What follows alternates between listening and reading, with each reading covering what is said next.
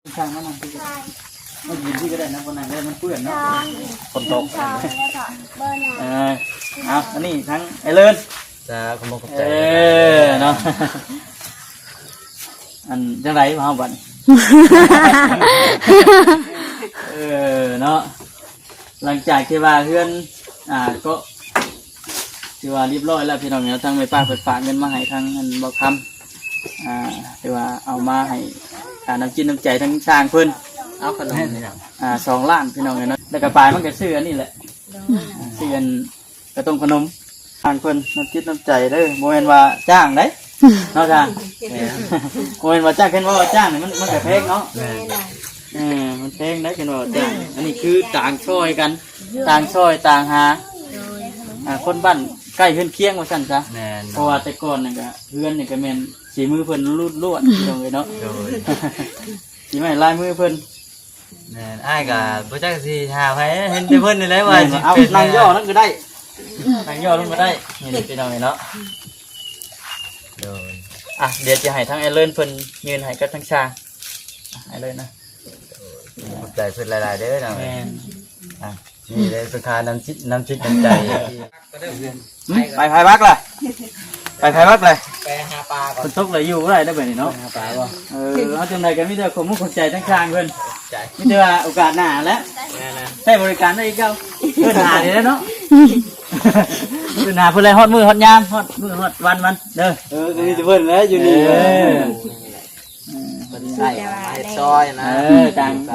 ซอยกันเรื่องจ้างนี่ว่าบ่แล้วโอ้บ่แล้วเรื่องจ้างเนาะตามงบเพิ่นมีเพิ่นซอยนะดีใจหลายทางแม่ป้าเพิ่นซอยแล้วก็ทางช่างเพิ่นซอยนำแม่ก็ดีใจบักโอเคโอกาสหน้า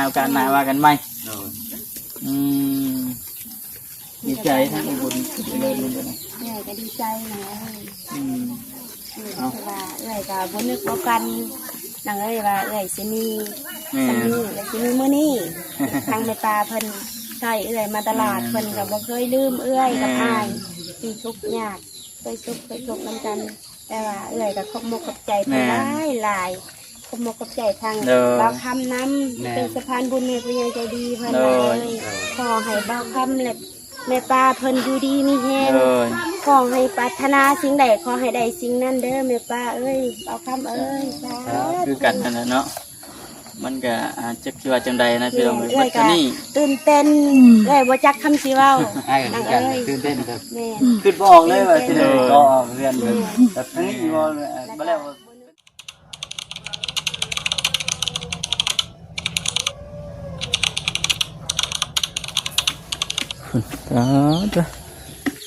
ดินมันฝนตกอยู่กันยังแข็งอยู่เนาะดินนี่เนาะโอ้มันยังนี่อันเพียกคุดละหัวบ่บริพังละหัวโอ้เฉพาะเขตตัวเองพี่น้องเนาะเอามื้อนี้อยู่เฮือนบนมือบ่มื้อนี้ออกไปเลี้ยงงัวหากะเข้ามานี้ตอน3 โมงสบายดีสบายดีนะหากกะคุดลักหัวพี่น้องเนาะพังเพียก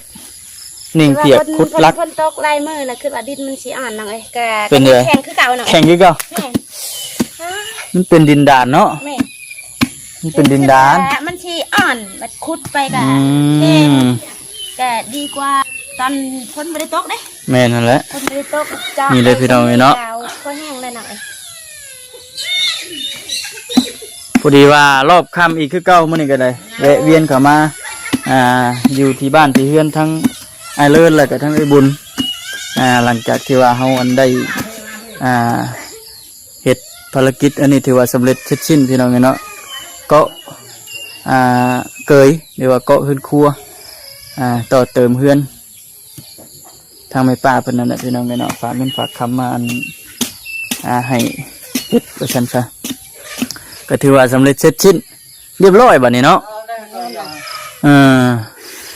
เรียบร้อยแล้วพี่น้องเลยทุกยางหันเห็นบ่ทุกยางคำแล้วพี่น้องเลยเนาะเข้ามารอบนี้ก็รอบคำนี่พี่น้องเลยพี่น้องเลยเนาะก่อนอื่นก็มีแต่ว่าทักทายสบายดีแต่พี่น้องเด้อเนาะทักทายสบายดี FC กันเบิดสุขคนพี่น้องเลยพบเจอกันอีกแล้วเมื่อนี้นะหลังจากที่ว่า มื้อก่อนเนาะมื้อวานนี่แหละบ่ค่ำก็เข้ามารอบค่ำมืดเบิดมื้อวานนี่บ่เห็นหยังถ่ายคลิปลงไปก็อยากมั่วๆหน่อยพี่น้องเอ้ยเนาะพอดีว่ามื้อนี้ก็เข้ามาอีกพี่น้องเอ้ยเนาะหลังจากที่ว่าทางช้างเพิ่นก็ไม่เลยเพิ่นเฮ็ดสำเร็จเสร็จสิ้นก็มีแต่ว่าเฮาก็สิเอาน้ำจิตน้ำใจทางแม่ป้าเพิ่นนะพี่น้องเอ้ยเนาะเอามาให้ทางช้างจังใดพี่น้องเอ้ยเนาะ เถอะทางไอ้บุญเพิ่นก็ขุดตอนที่ว่าอันฝนตกไหลมาสิเพิ่นคิดว่ามันสิอ่อนพี่น้องมาเจอดินแข็งอีก แม่น้องยังแข็งคือเก่าน่ะ ยังแข็งคือเก่า ถ้าบ่ขุดช่วงคนบัดหนาแรงบัดแข็งบ่ แห้งแข็ง คนน่ะเอ้ยแม่ เอ เพราะว่า อ สิเป็นทั้งดินดากแล้วก็ดินดานน้ำ อืมละขัวด้วยจ้ะหาพ่อแล้วบ่ ยังบ่พอ ยังบ่ทันพ่อจัง แม่นี่ว่าขุดไปเรื่อย พูดไปเรื่อยๆก่อน เออ แล้วหัวไม่ใช่นะ ว่าพูดแล้วครับไปนางเพิ่นก็ได้คนน้อยนั่งอยู่เพื่อนรถก็ได้นั่งอยู่ไสไอ้เลยเด้อสบายดีเด้อ เจ้าสบายดี เนาะพักผ่อนบ่มื้อนี้ แม่นพักผ่อน พักผ่อน อยู่เพื่อน สูงคักเนาะคุณเจินเทินอยู่ป๊าดทั้งเงินในป่าเพิ่นว่าโอ้สร้างเพิ่นก็เฮ็ดก็ถือว่าซั่นรวดเร็วทันใจอะดิตรวจเบิ่งรอบๆเบิ่งก่อน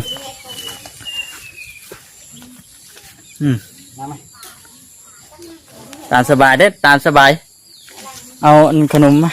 เอาจับกล้องให้นี่เลยพี่น้องเนาะพอดีว่าชื่อขนมมาต้อนกันปูละแพ็กทั้งจานเพิ่นแน่แล้วก็ทั้งอันไอ้บุญเพิ่นแน่ปูละแพ็ก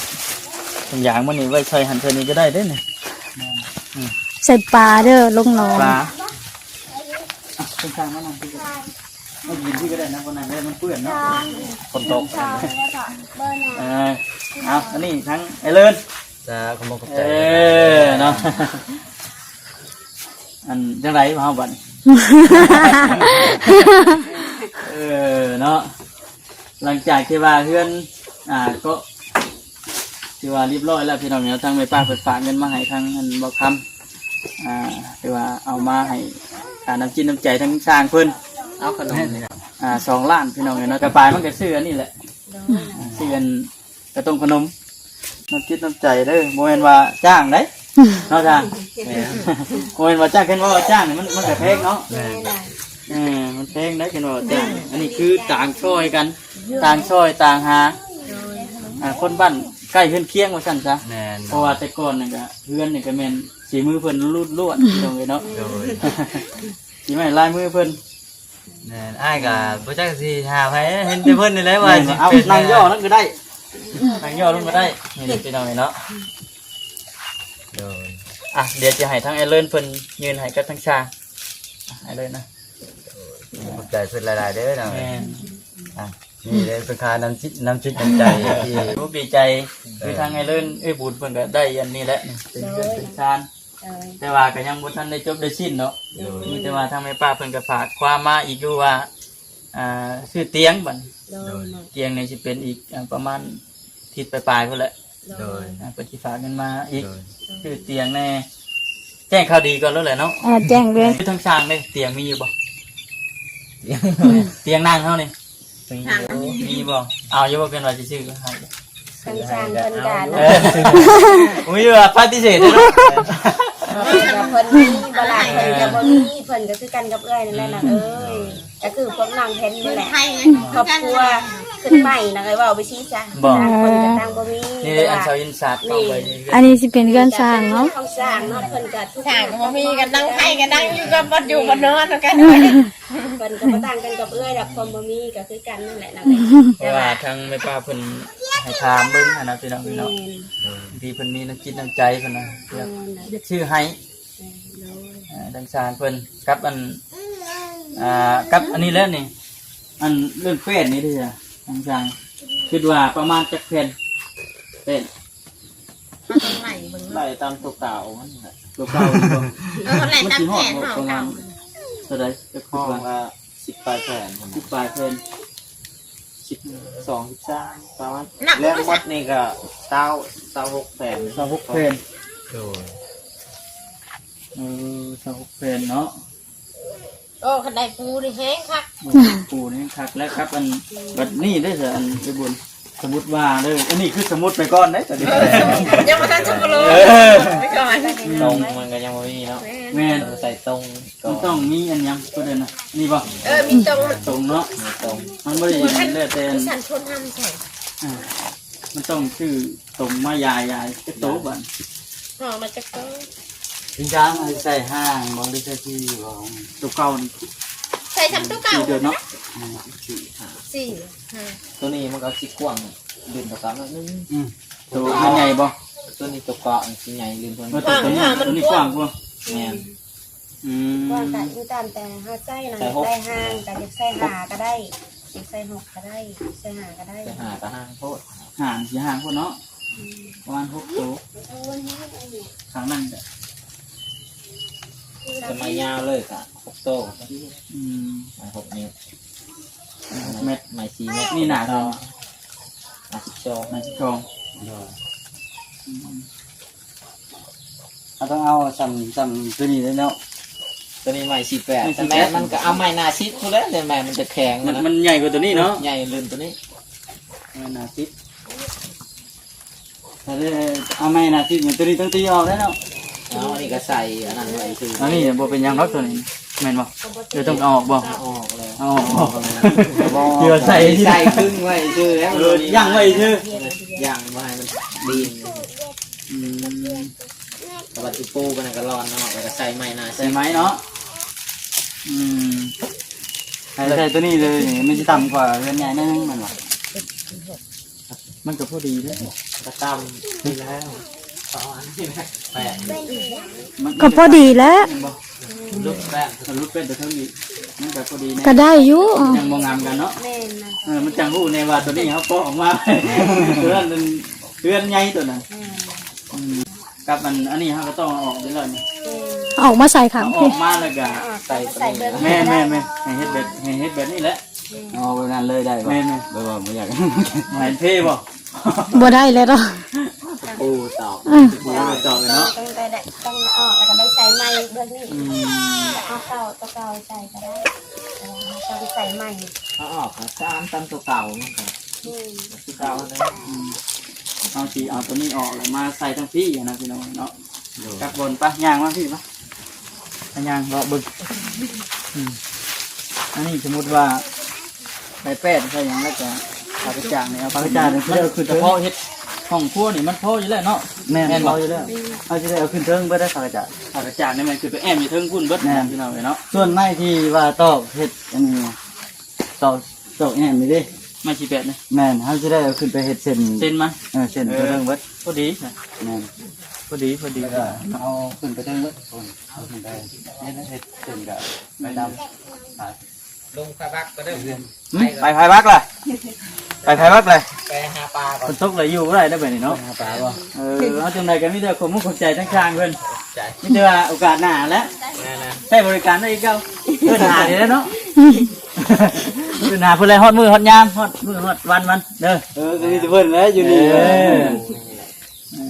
ใส่เห็ดซอยนะ ต่างหน้าต่างช่วยกัน เรื่องจ้างนี่ว่าบ่แล้ว โอ้โหแล้วเด็กจ้าเนาะ ตามงบเพิ่นมีเพิ่นซอยนะรายการดีใจร้ายรายดีทางแม่ป้าเพิ่นซอยแล้วก็ทางช่างเพิ่นซอยนำแม่ก็ดีมกดีใจบัก โอเคโอกาสหน้าว่ากันไหมดีใจทั้งบุญเลยบุญเลย แม่ก็ดีใจนะว่าก็บ่นึกว่ากันนางว่าสิมี